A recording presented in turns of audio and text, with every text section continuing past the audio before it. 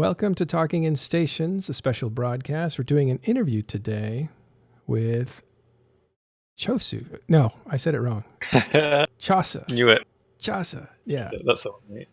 Yeah, this is Matterall, and I'm here with Spod and Caleb and Lichgrave. We're all going to talk to Chossu, and we'll call him Chos for short. You may know him as a whaler, and for those that don't know, we'll actually explain what whaling is, but it's essentially hunting down Moby Dick, just like it sounds. But he's also an FC for Horde.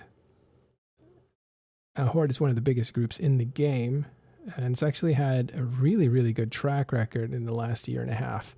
So we can figure out a little bit about Horde, but mostly about Chos and what he's up to and some of the things that he does and sets up and these big spectacular kills and that sort of stuff. So hang out with us for a few minutes with Chossu.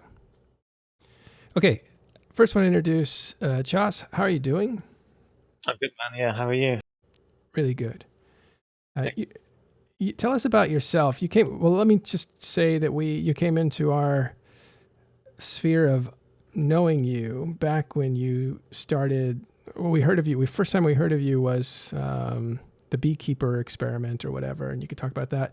But then we really got to know you better and had a show with you and a few other people on whaling and what some of the behavior was for whaling. But you've just been gangbusters since then, appearing many times with some spectacular kills. But why don't you tell us your background? Go back as far as you want. Oh, I guess probably the earliest that I became really active in EVE was with Circle of Two back in the day, actually. And it's actually quite interesting because when I first started playing EVE, I was really heavily into like making ISK and industry and all this stuff. That's actually what attracted me to EVE. But I think I joined the corp that I'm in now, that I'm the CEO of now, actually, called Capital Fusion. And then in this corp and with CO2, there was a really like strong environment for just taking any fight you could, regardless of whether or not you win or lose. You still have fun. And CO2 was famous for running those T1 rupture fleets all the time, which were like fantastic little fleets. And then from there, I think we then eventually I took over the corp that I'm in. As the previous CEO had some real life commitments that he wanted to take control of and stuff. And then I think once I started FCing in CO2 actually, just doing kind of the standard kind of About what era was this? Oh god, this was probably about 4 years ago, maybe. So this would have been after, we'll just say World War B. Yeah, this was just after, just after, or maybe towards the very end of it. That's when I kind of started to really get involved in EVE. And before then, I was just kind of like floating around a little bit, coming and going AFK. But I think it was with CO2 that I really found like my enjoyment of EVE. So did you join CO2 after they turned their back on the Imperium, or were you part of CO2 before they did that?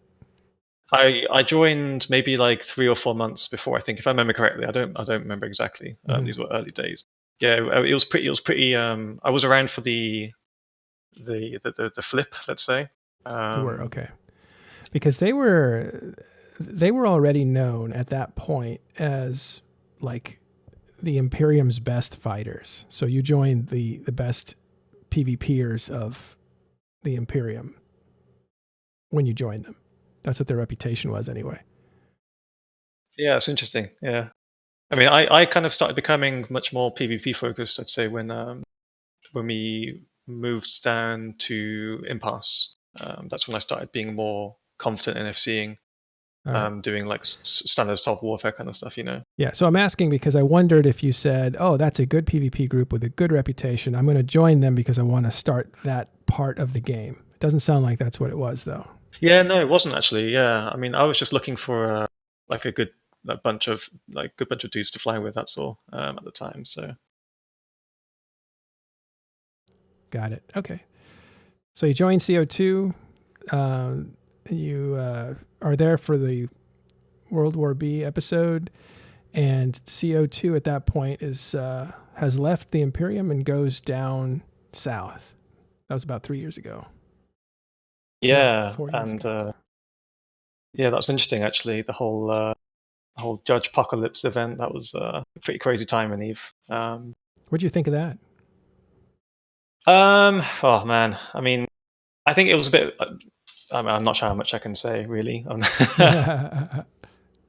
Yeah, I anything. mean, okay, fine. Yeah, so basically, GigX got pretty much screwed over by Judge. From my position, the way I saw things was that Judge had this kind of ulterior motive that he kind of developed over the course of his meetings with various goon leadership. And I think what happened was essentially like the judge was organizing kind of deals or commitments that CO2 were supposed to be engaged on, but because GigX gave the judge such freedom in how he operated, he put a lot of trust in the judge. He kind of just assumed that the judge was always doing the right thing, but I think basically what happened was in my kind of the way I see it at least was that the judge essentially orchestrated the downfall of CO2 by creating this kind of deal that CO2 wouldn't touch XIX structures in I think it was Faith of Bolus. But then he never told GigX about this. So once he saw that XIX started to, they weren't committing to a deal that GigX had made with them explicitly, then yeah, this created a whole diplomatic incident with Tappy, and that was the start of the end. But it was interesting actually because CO2 in the actual kind of the eventual well, not the little, but the war between CO2 and Tappy that resulted of that, we were actually doing quite well for a long time. And we were planning on playing the very long game, just defensively defending our solve and our assets and whatnot. But the eventual kind of keep star flip, plus then also trading out all of the assets and ISK that the Balkan Mafia had for the Alliance SRP, that basically just killed everything. And Yeah, then Balkan from then Mafia it was was just impossible to. the lead corporation in CO2. It was the leadership corporation, and that got Yeah. pillaged pretty hard, right? Yeah, huge. It was huge. It's like something like 2 trillion or 2.5 trillion or something of assets stolen or something crazy. But it's interesting because during the whole thing, actually, there was a huge resentment against CO2. But a lot of people just kind of like, people with more like information about actually what went on and how the judge really orchestrated this huge kind of backstab in a way. That kind of just goes unheard, like unknown. You just assume that Circle of Two were the bad guys that broke the nip. But it's a really interesting thing because yeah, GigX I'm sure did not know that the judge had organized all this stuff with XIX. So from GigX's perspective, he was doing the right thing, because he was defending his agreements that he had with XIX. So Yeah. Well, what did you think? Because the judge said this is against GigX. It's personal. He's mistreated me. Therefore, I'm going to take this money and do right by everybody else in CO2, but not the leader of CO2. That's the guy I'm mad at. So he said that he would take care of his brothers in CO2. Did any of that ever happen? of course not, dude. No way. Well, actually, no, that's not true. I think one of the Australian corps that went to join Tappy, there was they did receive some funds from the judge. I think they got some like BPOs, Titan BPOs, and that stuff. But all of them, all the main member base, they didn't see anything, or they didn't, get any, share of, what happened from the judge. He just, sold everything up and then left for goons. So that was all a big lie, basically. Yeah. Yeah. I think, not to make this about the judge, but that episode that you were there for was seen as I think before, people who did those kinds of betrayals, spectacular betrayals with an enormous amount of riches, were seen as like a good thing. Like, wow, you could really plot that and carry it out. That's amazing. Yeah, but the thing is, like, I mean, the fact that you can do this in EVE Online is really cool, right? Because that's one of the main things that makes, well, one of the things that makes EVE Online a really interesting game. It's such a huge sandbox, like economically, militarily, politically. that you can get away with doing these crazy things. But also, I think that had a huge long-term effect on the state of the game. Yeah, I'm not sure. It's hard to say. I mean, that killing. I mean, CO2 had a short-lived rebirth after then, but essentially Gigix was running on borrowed time, right? Because he was still not technically allowed to play by CCP, so he was making new accounts and blah blah blah. Yeah. So yeah, it's interesting. It's just like you can do it, but should you is the question. Right. And up until then, it was a no-brainer. But after that, he never seemed to recover his reputation, I think. Okay. It's hard to get your representation back when you essentially get banned every few weeks, right? Yeah. Anyway, enough about that. You were there for that transition. Now, go ahead and explain what happened after that in your career up until, well, take it as far as you want. Yeah, so I think after CO2, we had a very brief stint in Tappy, actually. And then we left very quickly to go join Triumvirate. And this was actually a really fun experience for us because this was a huge difference to how CO2 operated at the time. Much more kind of OPSEC and kind of much more of a close-knit community. Yeah, this was a really interesting change for us. And then we went through the whole DRF war versus Tri, and we were there for the first Keep Star defense. And I think during this period, actually, I became one of the, if I remember correctly, I think it was this time that I became one of the Sky Team FCs in Triumvirate. So one of the kind of like upper tier FCs in Tri. But eventually, actually, we got the call from Quentin and Gigix that they were going to reform CO2 after that. So I said to Gast, look, we were in CO2 for a very long time. We have to help them out and see where this goes and see if we can help out, regrow CO2 from scratch.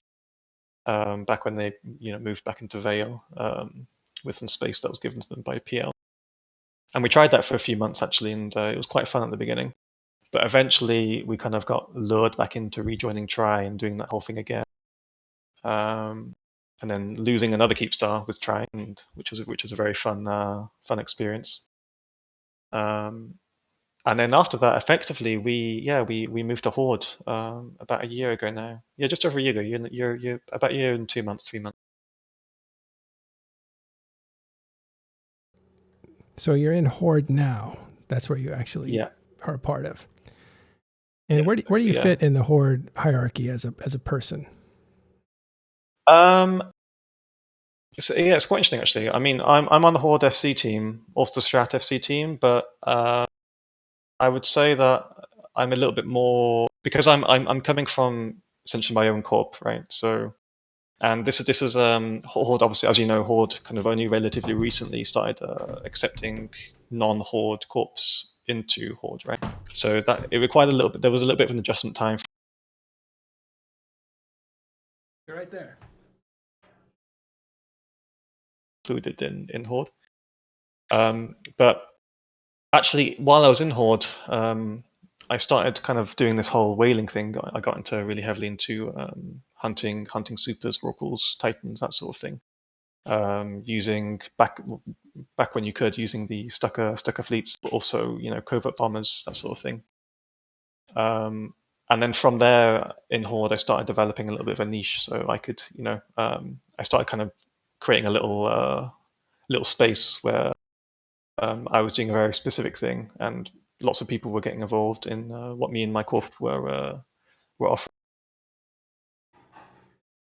So I'd say, I'm pretty involved with like the kind of, let's say, the standard Horde kind of FC hierarchy, let's say, but me and my corp do a lot of our own things on the side, which obviously we invite Horde guys to as well, so they can get involved in what we do. So it sounds like you're a bit of an enclave within Horde. Yeah, a little bit. Yeah. Yeah. So we're quite selective on who we recruit into CapF, because obviously the stuff that we do, we have to be very careful about spies, obviously, because often we're hunting, in Goon space, or we're hunting in Esoteria, or the Fire Coalition space, or whatever. And there's always a risk that when you're basically the FC or helping the FC to organize the targets and stuff, you can very easily have, and especially in Horde, you can very easily have a spy just listening in on comms, relaying everything that you're saying to your defending fleet, so that you can properly, counter exactly what my fleet's trying to do, right? So we're always trying to be very careful on kind of who we recruit. Forces you to be a bit more, not just in your recruiting, but when you let the rest of the Horde group hang out with you, I suppose. Yeah, exactly. You need to be careful of actually, who you're bringing in. Yeah, exactly. And also what you say on comms is very important. And it's interesting actually, because other alliances don't really have to deal with this kind of OPSEC nature, because it's kind of built into the recruitment standard. So I'm sure the way a person FCs an NC fleet or a PL fleet would be very, very different to how the same FC would have to deal with a Horde fleet, because it's so easy to get a spy into the main fleet. You have to be very careful with how you address commands.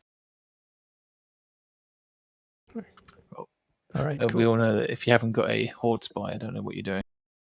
Exactly, dude. Yeah. All right. So apart from Horde, by the way, Horde's had a really good year, right? Year and a half. You want to talk about that? Oh, which parts, dude? There's lots to do, lots to discuss, man. It's a big question, but when would you say was the beginning of like Horde's? I don't know, like when they started to really progress. I think this was probably before we joined, actually. There's a modest guy. Yeah, I mean, no, it's certain that, I mean, there's two things, like there's two aspects of that, I guess. One is like kind of, let's say, the standard like nullsec supremacy like indicator that everyone has, right? What's your capital, super, and titan capacity? How much can you cover your region with, and whatnot? Yeah. That's one, like obviously one indicator of how kind of how well functioning our alliance is. But I guess another indicator is the fleets, right? The type of fleets that people do and the type of content that gets offered to those. And I think Horde's in the second regard. I mean, Horde's obviously doing very well now with the first regard as well. But in the second one, there are so many FCs offering really cool and really fun fleets in Horde that I don't think any other alliance in Eve really offers the breadth of content types that you get in Horde, which is a really nice thing. That's one of the reasons why I really enjoy being here. Yeah, the variety.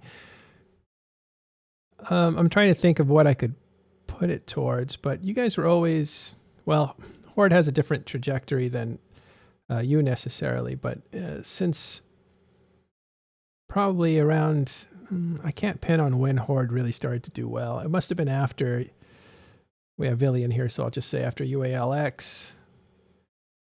I think after that they started to grow in size. Oh, you mean the UALX stuff, right? Yeah. Yeah, they were doing well before that. They were doing well before that, but they weren't, like, when did they move to the next level? I was on the other side of that fight. Oh, were you there? Yeah, man, I was there. I think I got up at 3 o'clock in the morning to join that fight, and then I fell asleep at my desk at 6, and I woke up at 9, and then my Titan was still there. So, there's a true warrior.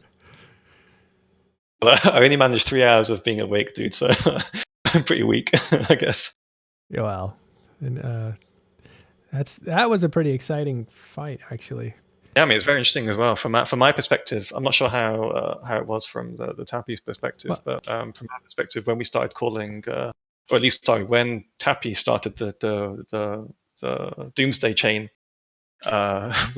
everyone just disconnected, which is crazy. Like we lost something like half of our Titan pilots in that first wave of disconnects, and I think we just lost critical mass from the get-go because we just didn't have enough people active on grid, being prepared to, shoot down Titans with Doomsdays. So yeah, it was a really interesting fight. Also, what was more interesting actually, I think, about that fight was the actual escape afterwards. Yes. Oh, I think those 4 or 5 days were dramatic. Yeah, I mean, it's 2 weeks. It took us 2 weeks to get all of the supers and titans out that were trapped on grid. So we were offering, like, we were doing like fleets every day, looking at basically when Tappy were formed for other objectives, because I think Tappy had a hell camp set up, right? Yeah. Honest question. Why do yeah. you insist on calling us Tappy? Oh, it's just does that annoy you? It's an insult. So Is it? like Yeah, it's like me calling like triumvirate like shitumvirate or something. Like it's meaningfully insulting. Like I just don't know. Aw. yeah. He probably didn't know, but they're known as tests. Oh, he- That's- Like, Okay. Can I just call you Legacy then? Sure. Right. Out of So curiosity, why is it a slight? I've never understood why. Actually, it's true. I've never understood why this is Because we're offensive. test and Tappy's a weak term. When you say Tappy, I mean, like it's an acronym for Test Alliance. Please ignore. No. sure, Yeah. but it's not our acronym, and it's it's an Grammatically acronym correct, our though. enemies call us because even the phonetic structure of Tappy is weakness. Like I mean, the So- thing is, like, no, like you. The thing is, your example was saying like triumvirate. It's like calling triumvirate shitumvirate, but it's not. It's like calling triumvirate try. Or no, but Try is TRV or their something. and Try calls themselves Try, right? Well- like nobody in test calls test Tappy because they understand that like it's literally a term like I believe it was Elise or somebody else in PL came up with to insult us, right? So it's always like kind of bugged me that people kind of like pretend that they're not doing that, and when they knowingly know they are. I mean, Well, I generally wasn't trying to insult you at all. Like, Yeah, it is, But it's also a bit ridiculous that you're insulted by this. If I'm Well, no, I'm not. Like, like you have to stand your ground on some things, right? Like, if I just called your alliance, well, the shit alliance, it's like you wouldn't put up for that, and I wouldn't put up for that. Nobody's I gonna mean- sit in a conversation and be insulted every second word. Yeah, but you're using a word which isn't a part of. It's an acronym, dude. Like, it's like calling pandemic horde pandemic like PH. Like. the reason I'm letting this go on instead of interrupting it is because I think it's kind of important, even though Vili seems upset and Chossu's defending his position. It's an interesting perspective because there is a lot of psychological warfare in the game, and to call a group that's been known for generations as Test, to call them Tappy, is something that was very deliberate by, I think Pandemic Legion started that. And we still have people like Elise and Harvey and a former PL who call them Tappy. And I think that's because that's the word they want to use because it's a little bit of an weak insult. word. Like you mean it's soft and kind of friendly and cuddly word. Well, I mean, when you say Tappy, what do you think of? You think of fucking tapioca pudding, like that. Like, I don't. I have no idea what that is, dude. Okay, well, like there's just a significant weakness phonetically to the acronym versus what our actual acronym is, which is test. It's a nobody in test calls us Tappy because they understand. I mean, test wouldn't be your acronym because that's grammatically not correct. But okay. But That's the not what point is, it acronym is. I get what Vili is saying. It's a feminine. It's like a feminine. No, I'm word. not saying it's a feminine. Well, I am. I'm saying it seems very. I don't think it's because it sounds like tapioca. Well, if you want to take it as effeminate, sure. Yeah, it does. Effeminate, and I can see it. I can see what you're saying. I don't know how to describe it, but yeah. Wow, we've taken naming conventions to a whole new level. No, but like, listen, you have to do those things. Like, those things, people are laughing. They're like, oh, it doesn't matter. This is so like minor, but those things add up over time. It's just a funny. Okay, it sounds a bit tinfoil hatty. Okay. Well, I mean, it's true. If you're insisting on using something that's sounding like a diminutive or something like that, that's definitely something you are deliberately doing as a derogatory way. Are you boiling yourself? Turn in the off your background? coffee. All right, you guys are ruining my interview now. Stop it. Sorry, yeah. Right, better, okay, from now on, I'll refer to. You're I'll good. refer no, to and test, listen, like, just so we're clear, because some guys like this is going to make people switch to test to offend you. I'm 100% tracking that our enemies are still going to call us Tappy, and even now they're going to ensure that they call us Tappy. But it just makes it so much easier to discern who's an enemy and who's really willing to actually have a conversation. I see that. No, I'm taking that because I feel like it's important for all of us, not just Chos here. That is absolutely true. If you're calling Test Tappy, you're trying to get a rise out of them, I think. So I mean, So in my perspective, I didn't know, but I honestly, genuinely did not know this was an offensive term. The only reason I use it is because it's an acronym of their actual alliance name.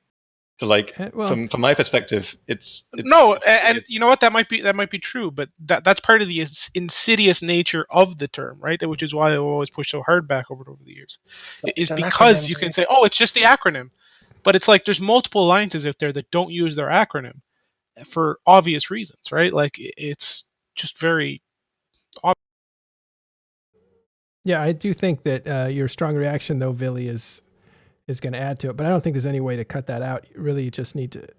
I think I won't. I really think, honestly, I really think that I won't allow it to be used on TIS. Well, no, listen, I don't care if TIS use it. I don't care if our enemies use it. Like that's just natural. Elise uses it all the time on the show. Like it's just we were having a conversation and you just like you hit it like 6 times in like 30 seconds or something. I'm like, is he trying to like get at me, or does he not know? Because there's a lot of people that don't know, right? And as I said, there's a difference between when somebody does it intentionally to annoy you, which I've known Elise to do a ton of times, versus I try to versus when you're having a conversation with person where like I have conversations with my enemies all the time, like I'm in Discord with them, whatever, like, and sometimes they do and sometimes they don't, but it doesn't particularly bother me. It's just that it reveals the degree to which the conversation you're having is honest, I guess. I don't know how to put it properly. Well, again, it's psychological warfare. I think Chossu here didn't know, or at least he says he doesn't know, but definitely it's psychological warfare from other people when they say it. When I hear it too, it actually sounds wrong, but I try not to correct guests when I'm trying to let them tell a story. So, but you know what? I will correct them from now on, because I do feel like, well, one thing we try to do at Talking Stations, one thing we try to do is we try to filter out people's narratives and psychological warfare that come through the channel, so that people aren't using us to attack their enemies. And we need to watch that a bit better. So I'll take responsibility of that. Yeah, I don't believe in freedom of speech when you are an editor of a media. You try to keep it as clean as possible, as fair as possible, so that people tell you what they're after without using you as psychological warfare. It's not censorship. You should only hold that standard to yourself and to your editorial staff, not to your guests.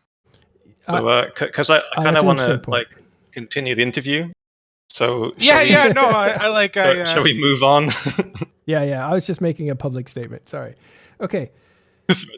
Where were we? All right. So you were at UALX. It was a heck of a fight. It was interesting. I think what my goal was to figure out, like, at what era you came into test and into Horde, and how much you participated with them after like they became strong. So you were in UALX, and have you been like what kind of an FC are you there? I think that was UALX fight was when I was just like a normal FC in Tri. And I think after then is when I got promoted to the Sky Team FC list in Tri, I think, if I remember correctly. I think it was something like that. But I was actually very much like just a standard kind of, standard null block FC, defending objectives, killing other people's fleets, you know, very much the set plays, let's say. Let's call that like. Mostly subcap? Yeah, mostly subcap. Although we did a couple of dread bombs against XIX back then as well. That's right. Actually, interesting. That was actually my first experience with dread bomb was versus. I think Fraternity had caught some Titans. Yes. On a gate or something. Is that when they were moving, or is this a different episode? No, that's a different. That was with CPA, but that was actually. I think that was before then. Yeah, that was before then. We basically, Fraternity managed to essentially, they were moving some subcaps through a gate or something, and then XIX basically tried to drop some super times on them. And then we got information from Fraternity, look, bring some dreads. And we brought about 40 or 50 dreads, and I think we killed like at least one Titan and a few supers. I don't remember exactly. But that was my first kind of real experience of dread bombing. What'd that feel like? I got the itch, dude. Like it was. It was beautiful. When you did it, did you feel confident that you could do it, or were you flying by the seat of your pants? I mean, I think everyone flies by the seat of their pants the first time. They do anything, yeah. Yeah, like it's stressful, because you've got so much ISK committed on grid, and obviously dreads are stationary, so it's commit or die, So unless you've got sub support there, so that was your first time, and you got kind of you caught the bug to do that. Yeah, exactly. Yeah, actually, interesting. I didn't really do set up any dread bombs until this year. Or no, last year. Yeah, sorry, last year. So I think I like to kind of move around a little bit with what I'm doing. So for the past year, I was mostly focused on the whaling stuff, setting up kind of hunters and spies and various alliances and looking for targets and bringing Stucker fleets or cloaky bomber fleets or whatever to have some fun through drifters. What moved you in that direction? When did you say that's something that I want to do? Were you just getting deeper and deeper into the FC game? No, I think when I joined Horde, when we joined Horde in January, I just wanted to do something fun and something that I'd never tried before. And there was an FC actually in CO2 that did this a little bit. A guy called Alok Kona. He didn't do it with Stuckers, but he did it with Hictors.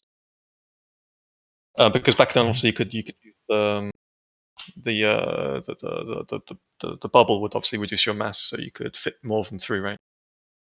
So he used to do these little fleets. I think they were called Blitzkrieg, the name of them.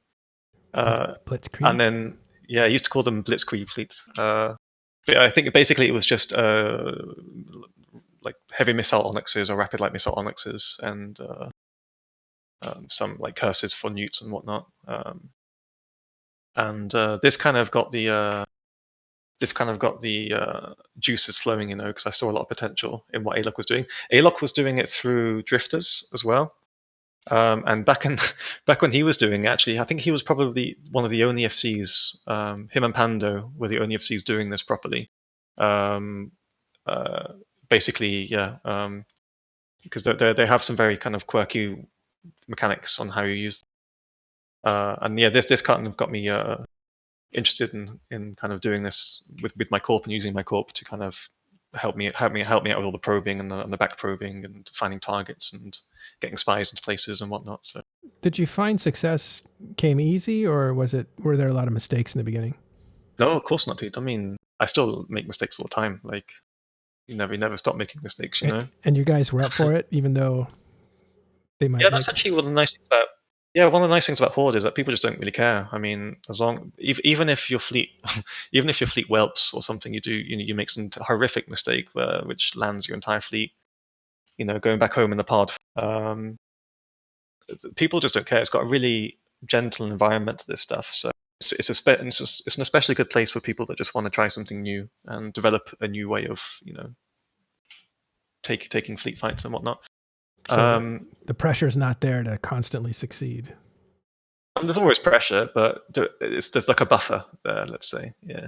Mm-hmm. But I mean, I think I had pretty good success from the beginning. Obviously, there were some mistakes here and there, but you learn quite quickly with these things.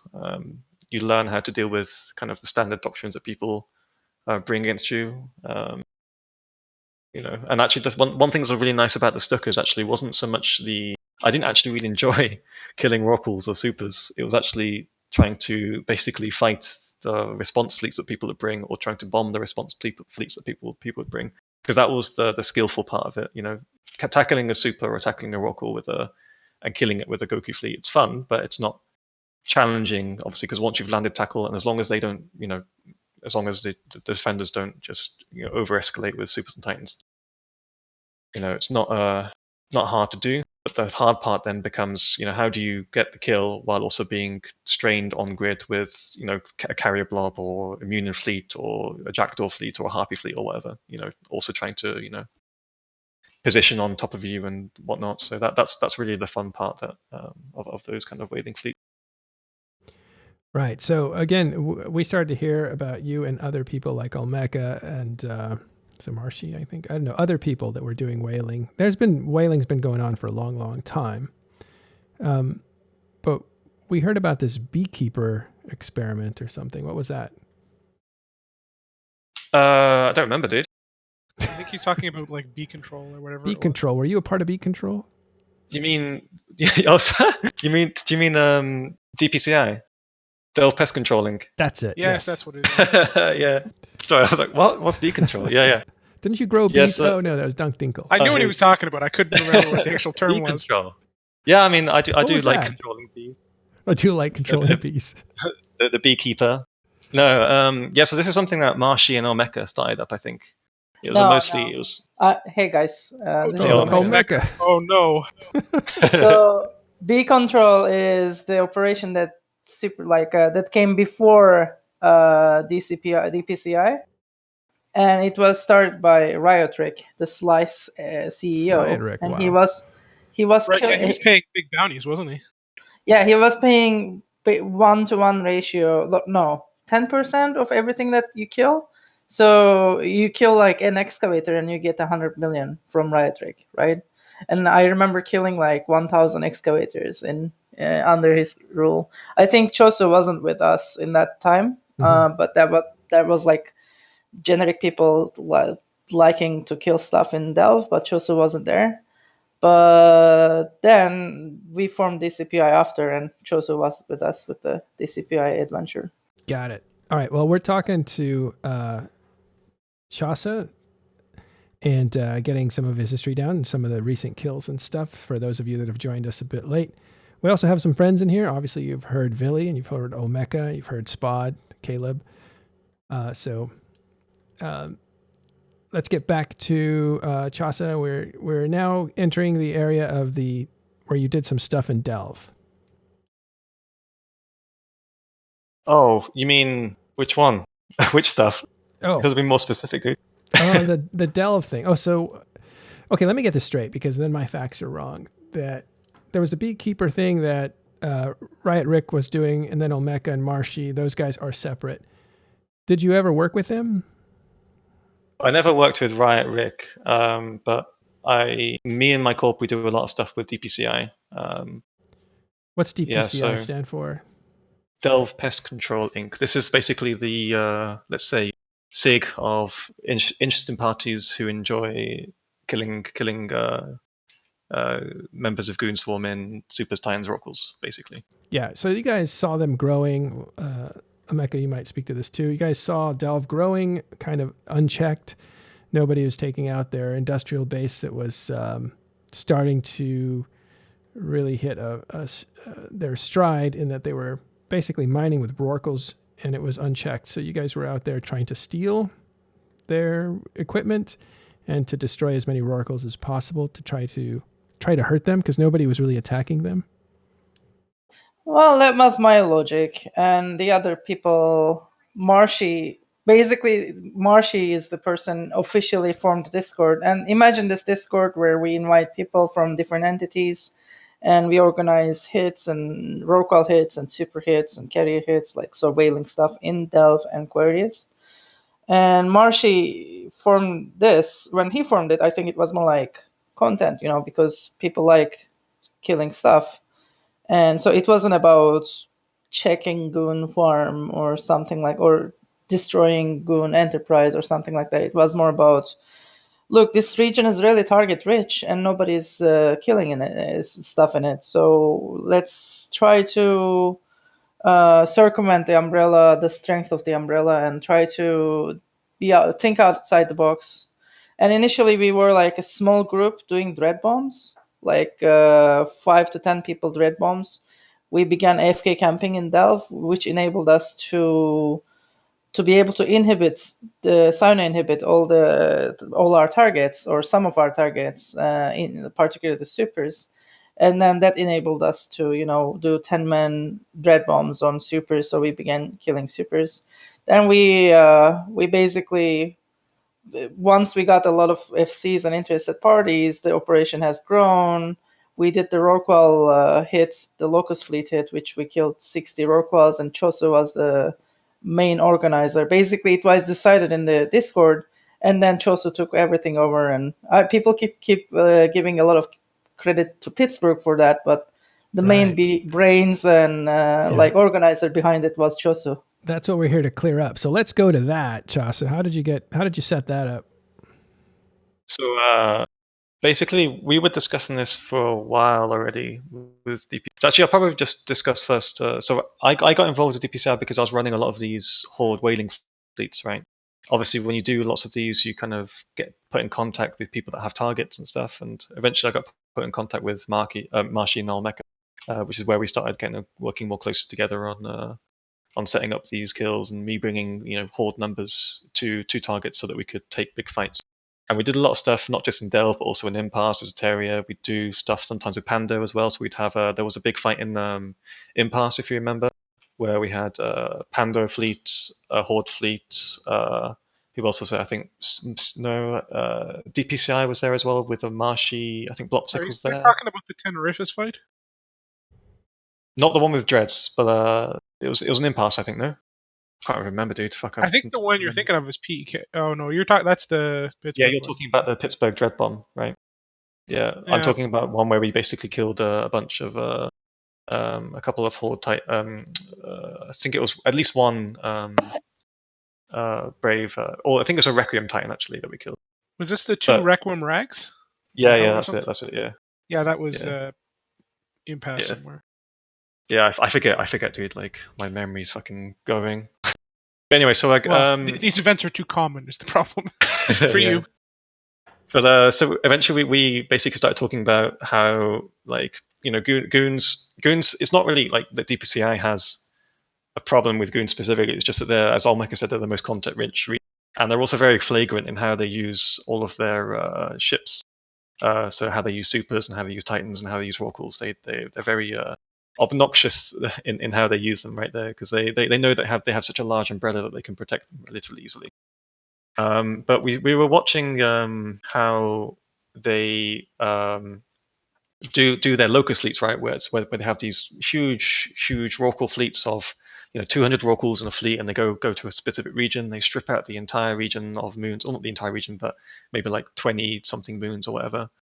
And then basically they move their supercap fleet with them to cover their entire mining operation. And we looked at this and we thought, this is a really juicy target. Maybe there's a way that we can figure out a way to trap their rorquals and hit them, and get them unexpectedly. And actually, just about around this time, I was invited on to a talk with Ron. Talking in stations. Yeah, exactly. And then we were talking about whaling and stuff. And then afterwards, basically, Ron invites me to a channel with Pittsburgh, who had recently gotten kicked from Goonswarm because of the failed dread bomb in Teneriffa's, the one that Vili was just mentioning. And so we get talking, and then Pittsburgh's like, well, I have inside information about how this works. And that was really perfect for us, because we were like looking at things like, we need to get a rorqual tune into Goonswarm. We need to be able to understand how they run the locust fleets, see what are their weak points, where we can attack them, what traps we can set up, that sort of thing. And so Pitt's basically giving us all of this information and then helping us out, basically develop the plan for this, shaved off the time that it would have taken for us to set this whole thing up from like a 3-month plan to literally like a week and a half. Wow. So yes, it was, he really accelerated everything, because we could I could say, Pitts, how do FCs that run these things, how do they use their sinos? How do they move their rorquals? Like, what's their timing on when do they bring their supercaps in or titans in? How many FCs are in chat? What's a normal kind of amount of faxes and supers and titans for them to have in fleet, so we can see if they know they're about to get dread bombed. We can probe all of this on the fly. So he was very useful for providing information that we could really kind of cater the plan to. And obviously he was very useful for for helping out on grid as well. At some point I disconnected from the fight and he started taking over broadcasting. But yeah, so this plan basically, it took we had about a week or something of setting up the plan, like finding out what's the best place to hit them, like developing the strategy of what's the minimal kind of set of things that we need to have covered, and then the minimal number of people we need to have there such that we can actually pull this off. Well, how did you keep it secret from? Because you have to have a certain amount of people to do this, Yeah, but you sure. also can't let the secret out. Yeah, so I run a group now that's basically designed to do these kind of bombs, and this is exactly the same group actually. So the group that you see on the screen now that's doing all these kills for We're the watching. exact same. Let me just tell yeah. people who aren't able to see this. We're watching footage of the Rorquals that were destroyed in TEG TAC SD, and that's in Fountain. And that's the video that we're watching. I'll put it in the show notes. Yeah, I think here we had something like 70 dreads, maybe 65, 70 dreads, maybe more. I don't remember exactly. But basically, I'm not going to really tell you how too much detail, I guess. Essentially, I manage a group that basically is highly OPSEC. It's very hard to get in. I don't just invite anybody. I invite people that I know I trust, that I can trust, and I know that they'll be selective in who they then bring to the group. And then I make it very clear from the very beginning, like all this stuff is highly OPSEC. You cannot share it.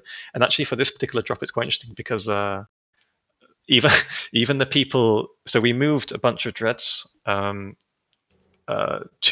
Fountain, such that we could actually have range on the Rorqual fleet. So we set up to obviously hit them in Fountain. We could have hit them in other regions as well, but we picked Fountain because that was just the next one that they were doing at the time. But it's interesting actually because as people were moving the dreads and they were joining my fleet to move all the stuff across, and the actual drop itself, people in my fleet didn't even know what they were dropping into. They were doing essentially a trustful. They were saying, okay, like it sounds like it's going to be fun, but let's just see let's see what we load grid, like. Yeah, somebody here in chat says I was the Sino and I didn't know what it was until 2 minutes before the drop began. That's pretty. Yeah, that's pretty tight security. That's just good OPSEC though. Like that's the way it has to be. Yeah, frankly, I gave it like 40% chance for the OPSEC to remain tight, and so I was very surprised that we pulled it off. Yeah, it's really hard to maintain OPSEC in these things because the problem is it isn't just like OPSEC in this case isn't just someone like leaking a simple kind of OPSEC breach, like someone just linking a screenshot of a ping or something. Even a mention of someone is moving dreads into your region, into NPC region of close by. Even that mention of that happening is bad. That means that they know about the dread bomb and they know that there's capacity there for this to happen. So like the OPSEC, it has to be ultra tight, because the moment someone gets even an inkling of this stuff might happen, that can kill completely. Because for example, it could have been the case that this locust fleet swap happened, that they didn't do the strategy that basically we exploited to get this drop to happen.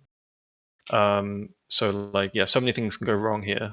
So it's it's incredibly important that it's like a herd of I'll just say water buffalo get a smell of a pride of lions nearby. That's enough to say, yeah, we're not going to do what we were thinking we were going to do. Yeah, exactly. So they had no clue as I in know, the bushes. Goons knew something was going to happen, but they didn't know the exact way things are going to turn out, and it was kind of surprising for them to face what's exactly happening. Yeah, so I think someone in NPC Fountain managed to scout a couple of our dreads jumping in at some point. So they knew that there were dreads in the region, but they didn't know how or obviously what the plan was, which is important. So, okay, I won't tell you to go into your tactics because you're probably using those tactics again and again. So, but that is interesting that they were like, hey, something's a little bit off here, but they weren't alerted enough to say we got to call this whole thing off. Yeah, exactly. And what's nice actually because they also didn't think that anybody could do this to them. Yeah, I mean, I think that's kind of one of the things that kind of encouraged us to do it even more because it was this kind of flagrant, admission that they're untouchable, right? And that was the really juicy part about this, is that essentially showing that there is a weakness here and that you can exploit. Wasn't there a joke where one of the people in this fleet, and this is a Locust fleet of about 150 Rorquals, very expensive mining ships, and somebody in the fleet said, not one Rorqual has ever died in one of these fleets. There was one of the FCs that said that actually, just before, I think as the Supers and Titans were setting up on the Keep Star what's the region? The regional between Delve and Fountain. I've forgotten the name of the system. Like as they were all jumping in, sorry, as they were all landing on the keep style, they were all like one of the Goon FC was like, no Rorqual has ever died in the Locust, and then literally 5 minutes later this happens, which is just perfect timing, you know. What FC was that? Oh, I don't remember the name. Oh. I can't remember. It doesn't matter, but it was hard to imagine, in other words, that anyone would try to take on a Locust fleet because it was certain death for them. Yeah, and it was quite interesting. You have to be pretty careful making those kind of hubris statements, otherwise you pay for them later. Yeah, exactly. Well, it's actually quite interesting because in this drop, Goons were really confused actually by the drop because we actually had two separate drops in one. It wasn't just this actually. We actually also put some dreads on another system. And in 87XQ? Yeah, exactly, yeah. And basically this confused them hugely. The fact that there was a big dread bomb and a small dread bomb. Because obviously when this happens, people start panicking, obviously, and that's kind of one of the things that you're capitalizing on.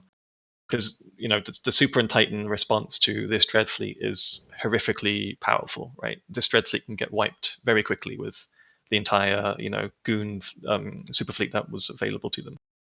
But the fact that we had this additional mini dread bomb on an Athanol going off somewhere else was hugely important for keeping them like confused exactly what was happening on grid. So was that part of the plan? That was actually a happy incident, like a happy coincidence. So basically what happened was as I was calling for Dread to jump in, another guy basically managed to get some of the Rorquals that were in another system to regress on the Sino that was basically just randomly warping around the system. And we basically, as we jumped into this particular system, we also jumped some extra dreads to that system that was where the Sino was being aggressive. And then that double drop was basically one of the reasons why I think Goons took longer than they probably should to get all their Supers and Titans on grid. Yeah, now we're looking at footage. This is a drop that basically there's only a few dreads as you can see, but these guys were then screaming intel into the comms. The guys in TEG were screaming intel into the comms, and this kind of cacophony of screams was confusing everything, you know. Yeah, I'm sure they weren't screaming. You know, I'm just exaggerating for a dramatic effect. But... Oh, I don't know. They probably were. People get excited when their ships come under fire from dreads. Well, okay, so at the end of the conflict, you guys all did get wiped out in your dreads. That's the point of suicide dreads. But you ended up killing how much?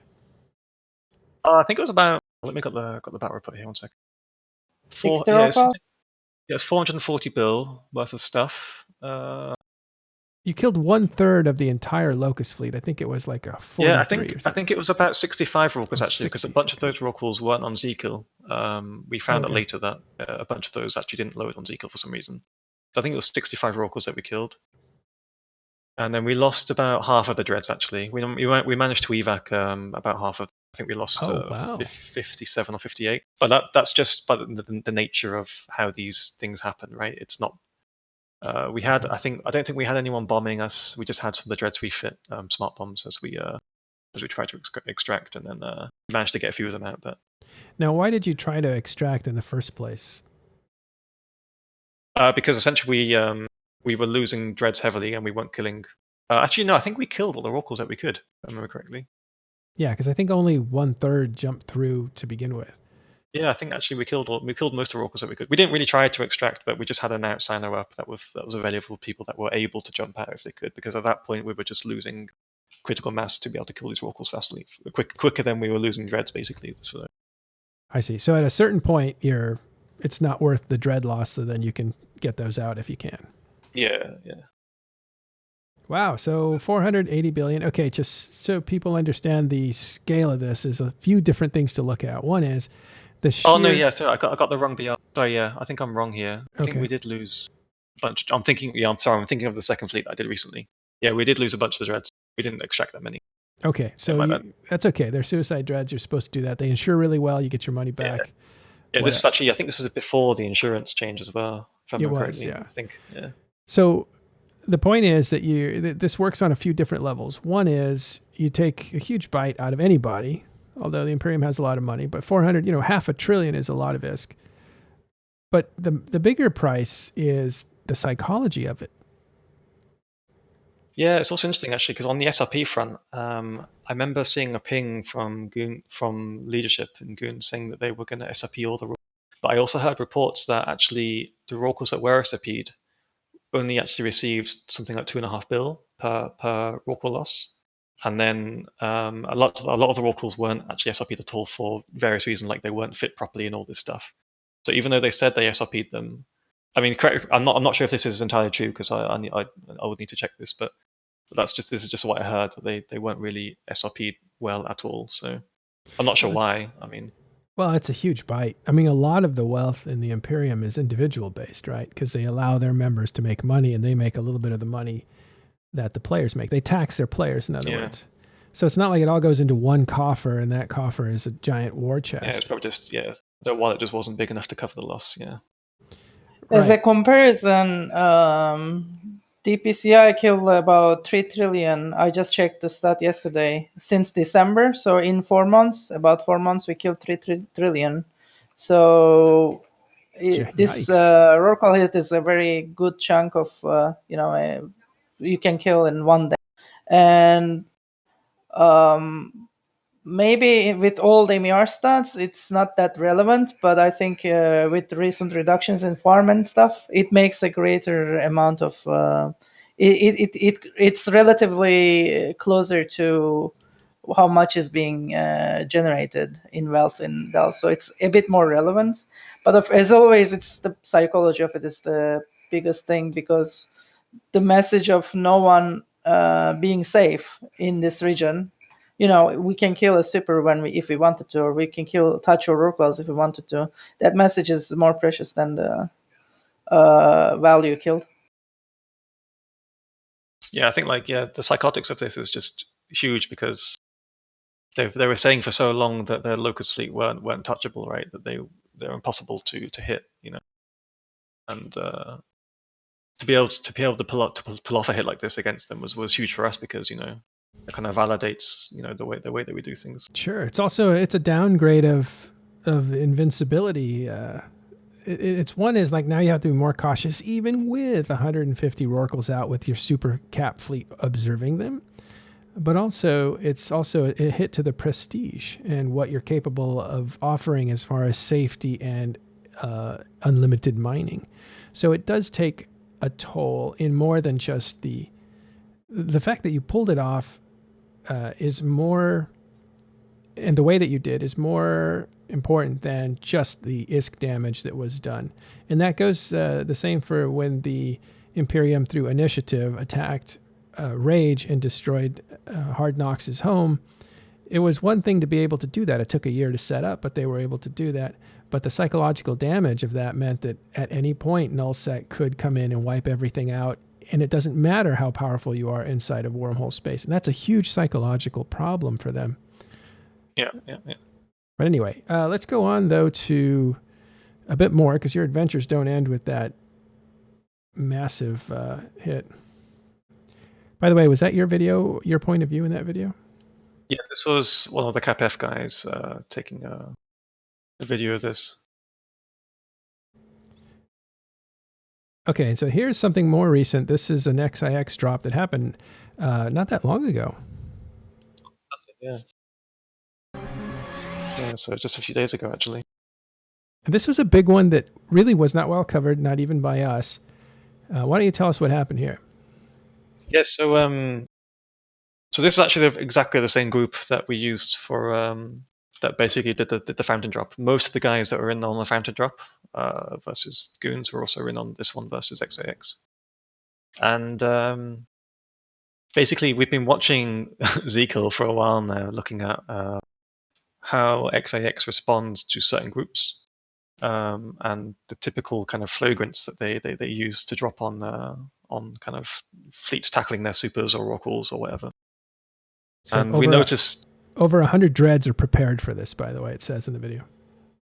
Yeah, so so we basically were watching this for a while. So I got together with a couple of the guys, some Volta people, basically saying that, look, if you can tackle a super and get them to respond, we can drop the hammer. So we can do exactly the same thing that we did with Goon Swarm. Get all these dreads ready, move them, get them ready, get them fit, get the guys together. The OPSEC guys have the same kind of level of OPSEC, and then basically punish them for improperly, or let's say like not improperly, but like using their Titans and Supers without too much thought, And so we actually had this one was a much bigger op than the previous one. We had, as you said, 120 dreads set up. Lots of different groups were involved in this one. We had Purple Helmeted Warriors, Gangbang Team, I think, were in there. Free Range Chickens, like obviously My Corp, Vanguard, some other groups within Horde as well, like Ruffles were there as well. Some NC Corps, a couple of PL dudes were there. And I think I've got everyone. Maybe there might have been a few extra people there as well. Yeah, but it was a big operation with lots of different Gaming people there. Says 123 dreads and one guy that didn't have fuel. Oh yeah, that was me actually. Like, so no, sorry, that wasn't me actually. I jumped in 3 dreads and I forgot to put Stront in one of them, so I just warped that one off when it landed grid. But yeah, that happens. But yeah, actually, if you listen to the comms, actually, the moment we actually have to mid once because where XIX live and where they stage their supers from is quite far away. So we actually have to mid the supers in range. So fortunately, we didn't get scouted either at the mids or at our staging point. So we managed to move 120 dreads completely quietly. And this was actually the second attempt to do this. We actually did 2 attempts at this, one on Saturday and one on Sunday. 1 second. So this is your second attempt. We'll pick it up there in a second. I just want to go back to something you said. The dread landed without Stront, therefore he just warped it off. And what he's actually saying is that in order to siege in these dreads, you need to have Stront. That's the fuel for sieging. Without that, you can't siege. If you're not sieging, you're really not doing the kind of DPS that's merited, so it might as well save the dread and warp off. Yeah. Ironically, like this video is being taken by a guy that also forgot to siege, I think. But he actually had Stront, but he was doing so many different things. He was like, he had got the video. A bunch of different.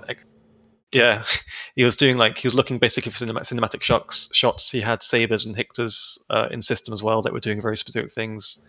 So this guy that was taking the video had a lot of things to do. So it's kind of fair that he. Is this the 20-minute video of the XIX thing you guys are talking about right now? Yeah, exactly. Yeah. No, yeah, he does the siege and then he uses the wrong ammo on the second dread. Yeah, this dude was doing so much stuff. Like, I'm not surprised, man. He was. How many accounts are you using when you're directing all these people? I had 5 accounts, I think. I had a bunch. I had basically 2 dreads, a Hictor, a Saber. That's 4. I had a T3C Sino in system, which is 5. I had eyes in an extra system, which is 6, and eyes and 7. Yeah. It's an interesting thing though. Like if you look at that video, because on the 2 dreadnought pods he contributed almost nothing with either of the dreads, right? Because first dread he didn't go into siege, and the second dread he used the wrong ammo. But like it's an interesting thing because you think about it, it's like, well, people doing all these things, bringing all these numbers, but sometimes they don't actually change the dynamic at all, right?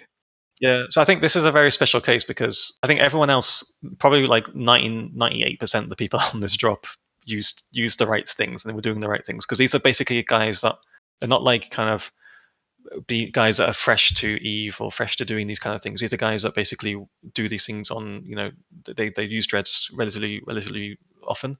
This guy that is taking the video, he's actually quite new to these. I think this was actually his first dread drop, so this is his very first experience doing. Please don't misunderstand. I'm not trying to shit on the dude. I like, because it's just something I see a lot in people who assume that having 3 supers on grid is better than having 1, and like, sometimes it's better to just do one thing well than try to run 5 accounts and do all of them terribly. Like, because the human brain can only multitask so much, right? It just isn't built for trying to multi-box 5 accounts on 2 monitors or whatever else people very often do, right? It's well, for people that don't, it's an interesting lesson to learn. Yeah, for people that don't understand how Eve combat works, and there might be a few watching this in video form later, maybe if they made it this far. It's that you want to get yourself into if you have multiple clients, you want to get yourself into sorry, I'm back. Yeah, I disconnected there for a second. Oh, okay. Well, I was just explaining that in Eve, if you're going to multi-box in a battle like this, you want to get into a position where you can just shoot with a certain rhythm. But in order to get into that position, you've got to maneuver, and the maneuvering 3 clients is very difficult.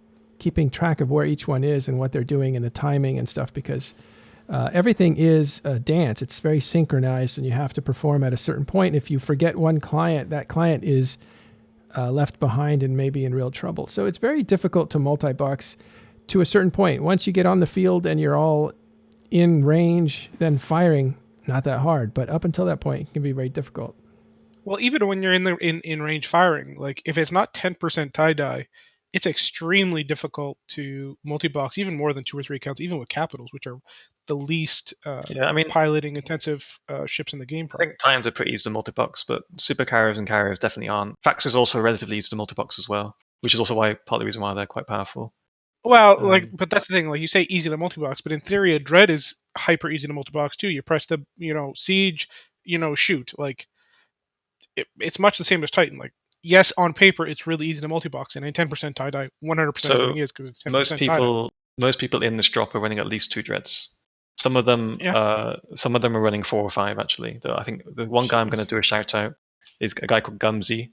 I think he was running at least 4, plus another few things like a signer and a recon, or I can't remember which. So like, it is hard to multi-box, but it's also a skill that you can learn. And the people in this particular drop aren't the kind of people that are new, as I said, they're not new to this stuff, so they're all pretty on the ball with. But you as an FC, this is multiple groups. It's not just your guys, your corporation that you work with very well all the time. Yeah. Was that difficult? It's actually also everyone's basically, we're all on the same comms together. So I'm basically coordinating with the guys that managed to get the initial tackle on the super that was ratting. And that's basically intermittent kind of communication just to make sure that things are going on. They give me live updates of if they're committing supers and titans to save them. But then I'm also communicating with my own fleet and the guys doing special roles in my own fleet to do this stuff. So for example, for this fleet, we actually had about 20 dudes with probably about 40 accounts, 40 individual toons doing specific roles like logging off Hictors and Sabers close by, within covering a set of systems in XAX space, so that if we tackled a super somewhere else, we could quickly respond to that as well. And so this tearing through these titans. Oh yeah, dude, it was a crazy amount of DPS we had. I mean, it's unfortunate actually, because a lot of the titans, they bumped themselves when they signed in on top of the tackled super. So unfortunately, a lot of these titans that get the ones that we're shooting now, for example, this particular one I think we actually kill later on. No, this one, what's his name, Den? I'm not sure if he escapes or not. But there's another one actually that got bumped. So Den gets bumped, another one gets bumped, a couple of the supers get bumped as well. So that's quite unfortunate. But one of them warps off to safety, one of these titans. I think it was a Titan pilot called Zerko, and he warps to Nathanor. And at this point, actually, it's literally just Zyklon or Zerko or something. Yeah, like something that. like that. Yeah, it was actually just a dreads on grid. So I'm not sure if. Yeah, I think. Are they still here? I think Volta's still here. Mm-hmm. This point, I think they're still on grid. Just to give listeners an idea, one Titan dies in 61 seconds. The next dies in 51 seconds. Apostle dies 51 seconds. Next Titan dies in 70 seconds. So it's like things are moving fast here. And that's in real time as well, right? Whereas this is heavy tie-dye. I'm not sure if Eve pumps those out in tie-dye as well. So I'm not sure if that pumps out. I see. You're in tie-dye. Real time. See that. Yeah, we're about 50%, 40% tie-dye, but it gets quite bad at some point. It goes down to like 20% at some point as well. Okay. Yeah. So you have time to think. Yeah. So at this point, I think it was. I think Volta are still on grid, and they were shooting the Munins or something. But actually, yeah. So it was just us. Yeah, it was just us and Volta on the grid at some point, and we got information that Tappy were going to form. Sorry, my bad. Yeah. Freudian slip. That test we're gonna form. And then we weren't sure, where other people were coming from. Like Red Alliance could also form and come in. So I think at this point we were starting to think, after this super, we should start looking at extracting and trying to get these dreads out. which is quite nice actually, because we managed to get something like, I think we got something like 80 of the dreads actually out of this fight. Which That sounds pretty close to quite a correct. nice number. But in hindsight, looking at this grid now, like if I was in a better frame of mind, I should have just warped all of these dreads. The thing is, like at this point, we had a Horde fleet coming with Alpha Star Pilot leading it. I think NC were also being a fleet as well. So we had fleets en route, but no one was really on grid, kind of basically defanging, super or carrier fighters and stuff. And again, we weren't exactly sure what was going to come. So what do you think you guys should have done again? I think we should have just warped all of these dreads once they're out of siege onto the fax blob that was basically, you can see it in the top corner, and then just committed them all. Because no, I don't think that would have gone badly, because basically we had Hictors. Fuck it, we had Hictors logged off in JTAC-Z. Oh, secret's out. Yeah, ready to. But the reality, like what you see here, like I did a 3-hour VOD review of like all the videos with my AFC team like 2 nights ago, and like we kind of evaluated the situation, and that was my concern as well, was that you guys like had been streaming in dread reinforcements from the drones and were in a position to like harder drop their core force there. But at that point in the fight, that was not the right call, because they had like 20 or 30 facts, and they, if you watch right at the end before you guys warp away, they jump in the last of their Titans, or the reserves, or whatever you want to call it, which is another like. Yeah, the thing is, we could have gotten rid of those facts in like a minute. Like 30 facts don't go down that quick. Like I could have literally broadcasted 3 at a time, and they would have instantly died. They would have gone down very quickly. We still had, at this point, about 90 dreads on grid. So those faxes would have melted if I landed. If I got. What would have happened? What would have happened had you eliminated those faxes? You would have had access to kill more ships. I think so. Yeah. If we got through those faxes quickly enough, I don't think XIX would have had in being able to rage ping quickly enough to get extra faxes on grid. To save. I disagree. Like from rewatching the video multiple times, you made the correct call jumping out, but there was definitely an opportunity to jump back in with reinforcement. I think if you warp up there, especially just because of the way the ranges are, it probably ends up going poorly for you, just because if you watch at the end, XX brings in all the reinforcements, and all of a sudden it's not nearly as DPS in your favor as I think you think it is right now. Yeah, I don't know. I mean, there were like, what, 7 or 8 Titans on grid still. Well, no, that's at this point, but at the end they jump in like 20 more. Yeah, it could be. Which means you're down like 20, 30 dreads as soon as you're moving in there. The supers are eating you that much quicker. Their dreads are jumping in. You're trying to shoot their facts. By the time you shoot through all their facts, you're probably down to 20, 30 dreads, right? And that's not really where you want to be. Like I think you guys made the correct play at this point, but I think there was definitely an opportunity for you guys to jump back. Well, the problem with jumping back in is that we didn't really have enough. So all of our sabers and tackle had been removed from grid at this point. Yeah, but as you said, you guys had Hictors. You also had subcap control, right? Like no, not at this point. No. Subcap control basically came when we jumped out. So we didn't actually have subs, and we actually jumped out before the subs entered grid. You had subcap control the entire fight, man. No, we didn't. You only watched the video, Billy. He was there. No, but like we had Volta there in a Loki fleet, and that was it. Right. But their Loki fleet killed the XIX Munin fleet. Yeah, well. Do you Yeah, well. Billy, not really though. Billy, do you watch? Yeah, they really did. Do you watch videos of other fights and break them down? Yeah, every fight. I mean, if you look at the battle report, dude, I don't really see the Munins being completely like this. Well, there's the Munin fleet that was on the field at the start, and there's the Munin field that was at the very end when you guys had left grid and is reinforced 10 times over, right? Like what you see on a battle report doesn't reflect what was on the field. Like there was a point in like near the end of the dread bomb where you guys got to jump all out, and at that point you were like XX basically had no Munin fleet. They had warped away. They couldn't even clear tackle on their own Supers and Titans. Like at that point, you guys there wasn't really any tackle left on their own Supers and Titans because we also lost all of ours. So. No. There wasn't. I was calling for tackle to commit onto their Supers and Titans because I knew that we had a subcat fleet 4 jump. So I was hoping that we had enough Hictors and Sabers left, but we just didn't. We just could not basically keep these guys tackled for long enough such that our subs that were a few jumps out could basically keep them tackled long enough such that when we jumped out, we jump back in, and then we go the whole process again. Like that wasn't a scenario that we could really do. Now, we tried for it, but it just wasn't gonna. I'm sure going back and looking at this, happen. It's interesting to tear it apart. But Yeah. I'm wondering, in your frame of mind, while you're there, what kind are these decisions just second nature to you, or are you constantly reevaluating what's going on? Yeah, I mean, you're always having to kind of adapt on the fly, right? Like you're always kind of. I mean, I was getting intel that people were forming and stuff. Like Test was forming as well. So like, you're always kind of having to take. Test as an ally to the people getting killed in this video. Was having to take new information getting in. I mean, I was getting, people were saying, maybe we should, just warp these dreads over.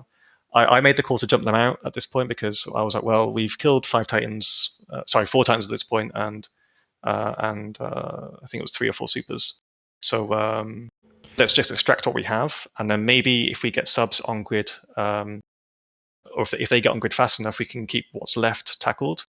And then we'll have like complete grid control, and then we might be able to use the dreads again to do a second drop in 30 minutes when our time is called. Bearing in mind that everything here would still, the logic there was that basically everything here would still be heavy tie-dye, but where we were jumping to wouldn't be. Oh, interesting. Well. What a tactic. Yeah, that's a pretty important factor. So we just saw them extract those dreadnoughts from the battlefield. Did you extract them into tie-dye or no tie-dye? No tie-dye. Wow, that's lucky. Yeah, you can see here. Yeah, but yeah. So we were getting tie-dyed in like catch and impasse at the time. I was like, yeah, there was a lot of tie-dye quite far out. But our mid was fine. But yeah, I think someone put in chat that basically as we jumped out, the sub-cap fleets only just were starting to get into system. And bearing in mind that the in-gate, it was a dead-end system as well, so the in-gate was basically bubble fucked to shit by XIX. So they also the subfleets then had to burn through lots of bubbles on both sides in heavy tie-dye, which is oof. Look at that. That's a long way to go. Slow. Oh yeah. So this is one of the titans that basically warped off to an Athanor thinking he was safe. The subs came in, and basically I told them that there was a titan that warped, or at least I said that a lot of stuff was warping in this direction. And one of the titans they found, and they landed and they found one of these titans sitting there. And so at this point, the main grid is mostly clear. At least there's not enough really to commit more dreads there. But at this point, yeah, we redrop in. So of those 80 or something dreads that escaped, we dropped another 10 back in to finish off this titan that got bumped out and bubble fucked on this Athanor. This was the fifth. This was the 5th titan that died. Yeah. I can see a Munion. Well, this footage is fantastic. You see a Munion fleet coming in on these dreads as they blow up in slow motion. Yeah, I think we lost one dread here to a DD. Yeah, it's actually really unfortunate. We told him like, just put your fit in the Athanor, but apparently he didn't. And like, I thought it'd be fine if he left his doomsday on and fired it, but like he didn't put his fit away. I was so because you can now put stuff in. You don't have to dock. You can just put it in directly to the station.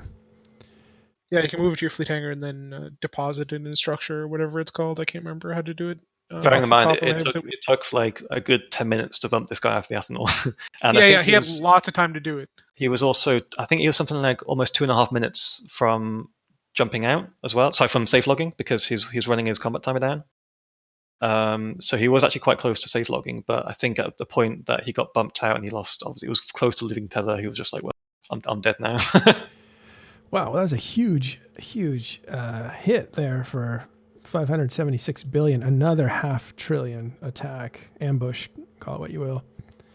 And 1,000 players, 1,200 or 1,100 players involved. That's a big deal. So my follow-up question was which one of these two is bigger? This is bigger than the Rorqual ambush, isn't it? So I think this is bigger in terms of ISK destroyed. Mm-hmm. But I think the other is bigger in terms of memes, Yeah, the Rorqual one is definitely better for memes, but certainly like Rorquals are significantly more replaceable and whatever than. Yeah, I mean, Pitts also tried to dread bomb XIX. This is the Tenerife's dread bomb PEK that Vili referred to. But that one didn't go as nearly as well. I think they lost. They didn't kill anything, and they lost all of the dreads. But It's interesting because it's interesting how much OPSEC plays into this, because basically that particular dread bomb, it was scouted, I think, early on. It was scouted early on, but that wasn't the issue. The issue is that they dropped half of their dreads and didn't have a second Sino for the other. Yeah, that was another issue, right? The recon. So it's two things, right? Like the intel is vital. So the moment you undock dreads and you get scouted, people know something's going down. So that ping's going around. People are getting prepared, right?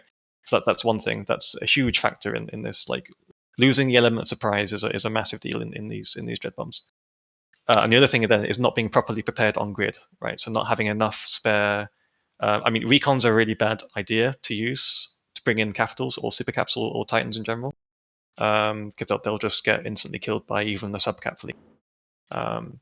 So yeah, he didn't have enough recons ready, unfortunately, and then well, he literally had one. Yeah, and died. Yeah, I think he had more, but I think he had more than that. But it's just the guys that were supposed to be the recons weren't available in that particular drop. So well, I know that he had one that jumped the initial bomb in, and the second recon had to gate 5 jumps to bring in the other half. Yeah. Like the thing is, they would have killed more on that dread bomb than you guys killed on this one if they would have went in all at once, because there was more juicy targets like right at 0. Yeah, so actually the reason why that happened is because this in the escalation that Pitts forced, they actually dropped all of their supers and titans as a response fleet at 0 to the tackle target, right? In this one, they dropped them at range, so that was the only difference here. So if they had done exactly the same thing that they did versus Pitt, we would have got 15, 20 Titan kills easily. Like that's no doubt there. One other thing about this fight in particular, the XIX Titan fight, a couple of those Titans were from Razor actually, and it made them have to change their policy on when their Titans were deployed. Really? I wasn't tracking this one. Yeah, I believe I'm looking at this fight, I think there are a couple of them were Razor. Does that make sense, or am I off? Is this a different fight? Well, Razor is part of Fire Coalition, which lives in Detroit. Well, I think it put a fracture in their alliance. Yeah, that was Erebus and Zerko and the Avatar that died at the end, and then Erebus CEA that died at the. These two are both Razor. Yeah, so they kind of got in trouble for that. It was like you weren't supposed. Like they basically reevaluate when their Titans will be used, and it may not be for coalition stuff. Who knows? Some along those. I think after these drops, people always modify their tactics, right? Like you have to adapt to. So I'm sure XIX aren't going to be doing crazy stuff, crazy silly things with fleet for at least a while. Well, it's one of those things where every time you have any relative period of, how do I put this? Like you get to meme on people and whatever else, it slowly breeds complacency, and that complacency just grows and grows and grows until somebody comes on over and smacks you in the face real hard. You know, Testa's had that experience, Goons have had that experience, Horde, like everybody has that experience. NC has had that, yeah. Yeah, like it just, because you complacency breeds complacency. You do the same thing over and over and over again, and sooner or later you make a mistake that's big enough, somebody punches you in the face, and you go, "Whoa, I don't want to do that again." And then you calm down, you smarten up, and you revise your tactics a little bit. I think as Veilers, we get complacent too quite often. So you get complacent, you get baited, or something happens, and you lose your fleet. Yeah, 100%. Usually it's a little cheaper for the whalers, but but certainly it's true of pretty much everything, I would think, actually. But it's definitely how these battles usually are initiated to a degree. My marker for that is when I hear, I hate to put it this way because I don't believe this kind of line of thinking, but when the F1 pushers are saying like, yeah, we're invincible, that's when there's too much complacency in the alliance. That's basically what we look out for, dude. That's our indicator of who should be hit next. Is that right? When you hear the common guy saying we're invincible. This guy in this alliance Discord said this. You should go drop them. Let's target them. Yeah. Well, that sense of hubris it's a great indicator of opportunity more often than not. So Lucky Eve says XIX did not know that Sino would be at 0 with the tackled super. I'm not sure what he's referring to. Yeah, I'm not sure. Yeah, like when we went over it, like the issue with the way they responded is basically they dropped all their facts with that one tackled Nyx and none with the 6 Titans they use to snipe at the dreads, and it's just a odd way to do it, but it's part of that complacency, right? You're just trying to respond in time, and you make mistakes. Well, the thing is, like, you don't have much time to. When you see it coming, it's fine because exactly. you've got plenty of time to. That's what. But you're just knee-jerk reacting to something that it's scary as hell. Like, I'm sure that if someone managed to sneak in 120 dreads into Horde space and then dropped Pan Crab with that level of that amount of dreads, that would be a really, really painful and hectic experience for anybody, really. I'm not sure if any alliance could really 100% guarantee that at least one Titan isn't going to die. Like, if we drop on in Esoteria, I'm sure that we'll get at least 1 or 2 Titan frags with that amount of dreads, which is, I think, was a good thing, right? Because quite like that. That's like these things require such a huge amount of effort and commitment to build up. You should be able to get at least 1 or 2 decent kills from it. So, Ivili, do you feel like these were your allies that got targeted here? Is there anything that you guys did that you would have, any lessons that you learned from this? Oh, there's a ton of lessons we learned from it. Are you mad? What? Are you mad at Chossu? Not really. It's standard stuff. Like, as I said, it happens to us. It happens to them. It happens to all kinds of people. Right. Right, cool. Well, I've had a great time listening to you guys talk, and especially Chossu going over some of the major fights that he's produced for EVE Online. So very exciting ambushes. And it's kind of cool, right? Should we do more of these? Have FCs to talk over some of the fight with video? I think that would be cool. Something that you do internally, Billy, something like that. Could do it for large and small fights. We're going to have plenty of time in the next few weeks, so. I think it's a good idea, because then you get a scope of what's available, not just on this level, but on all kind of levels, right? Yeah, this is not considered. Again, this is more of like a whaling type fleet. So you're going after big targets, but this is not nullsec where you have giant fleets on giant fleets. These are ambushes that we went over today. But we could do small fleets, even small gang stuff, and just break down how people are fighting. Yeah, people like FCs because you guys, I just got to tell the truth here. You guys are incredibly fast at processing information and incredibly confident in making decisions that are going to cost other people their game time through ISK losses, right? And that's a big responsibility, so there's a lot of pressure there. And EVE has that extra, this is real. The assets are on the line, so is your reputations. Yeah, interestingly, like the hardest part here wasn't actually like getting the escalation right and that sort of stuff. The hardest part here was mostly organizational. So basically the backbone of getting everything set up and the fits prepared and planning and all this stuff, getting people staged in the right systems and all this jazz. This is where the biggest chunk of the work goes. But the actual fight is, the fun part of it that you can actually enjoy. Well, and it's this, right? Afterwards, you're like, yeah, look at that. That worked. Yeah. Well, anyway, thanks, Chossu. Really appreciate it. It's good to talk to you and to set the record straight on some stuff. I actually made some mistakes when I was talking about some of these battles in the past. So I'm glad we were here to clear that up. Yeah, I don't usually come on these shows that often. It's too bad. You're really good on them. Yeah, are you quarantined with the rest of us? My quarantine life doesn't really differ from my normal life anyway, because it doesn't matter if I work from home, if I work at the office. So. Well, I'm normally at work during this time, so like the last week I've been like, I'll come and talk TIS during the afternoon. It's something like normally I can't do. Let's hang out. We got a lot of hangout time. Matt Adderall's the cool guy, He has all the flyest, hangouts and stuff. It's quarantine and stations, we call it. Oh, yeah, that's good there. But thanks a lot for coming and walking us through some of this stuff. We'd love to have you back.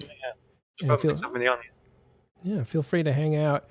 But we're going to end this program, unfortunately, the stream, and we will go to public chat for a while. We may stream again a little bit later. We want to go through the economic report that just came out for February. Saw some interesting stuff there with the the mining changes for nullsec have really taken effect. I think it's dropped about 50% in Delve. They're down to 2 trillion as opposed to 4 trillion. And highsec, a ton of mining going on there, which was kind of interesting. So we'll check that out. Look for casts all week long at different times for the rest of the week and month, probably. Billy, everybody, thanks for hanging out, asking some questions, making it interesting. We're going to go ahead and leave that argument in there, if you don't mind, Chos. I thought that was... That's fine. I thought it was kind of funny. Oh, no, it's totally funny. It's like a... Yeah, how you refer... It's a meme thing. How you refer to your opponents in this game is psychological warfare. So thanks very much for watching. We're going to go ahead and raid someone now. If anyone... Chos, it's your show, so if there's someone that you want to raid, let me know. But otherwise, I'll look around real quick. Well, I've got to do a shout out of Extra Squishy, obviously, but I'm not sure if... Oh, he's not on, but... Oh, he's not on, is he? Oh. Not currently, no.